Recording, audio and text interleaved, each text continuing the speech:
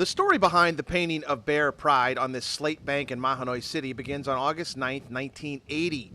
The Bears are coming off a winless season and looking for a spark heading into football camp. Jim Trusky, along with Tony Fazio, Louis Pompei, and Dean Starkey, come up with the idea during the setup for Festival Italiano at the east end of town. And by using a 100-foot rope they found, Pompei would do the painting. Like Jim said, he went and got the rope.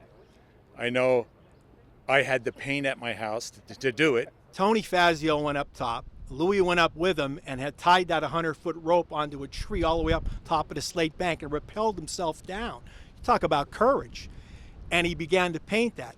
The first Division football championship in school history occurred during that 1980 season for Mahanoy under head coach William Fazio. Louis, all I can remember about Louis, always had a smile on his face, always happy-go-lucky, always wanted to push the limits, to stay in the weight room. Trusky, Pompei, and Starkey graduated in '82, each going their separate ways. Pompei played 4 years of football at Mansfield and graduated with a degree in criminal justice. He would become a police officer in the Glendora, California department in 1987. His goal at first was either to serve in the Marines or he was going to get involved in law enforcement. On June 9, 1995, while off duty, Pompei would confront 3 armed robbers at gunpoint inside a local market.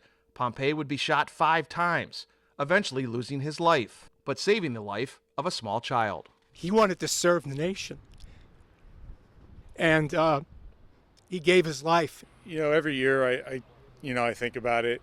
I try and hold back my emotions. It's just it gets hard every day. After 40 years, the paint is still fresh on the side of the mountain here in Mahanoy City. The one thing that's changed, the growth of the trees has overtaken this place. But the memories are still fresh in everyone's minds. The memory of Louis Pompei painting this mountain back in 1980. Eventually, Louis was hanging down from the rope with a can of paint in his hand, and it probably took us over about 2 hours or so.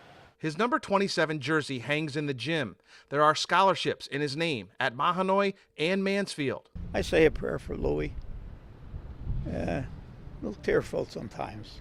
And the Glendora community out in California has a park, field, and street named in Louis' honor. Steve Lloyd, Newswatch 16 Sports, Schuylkill County.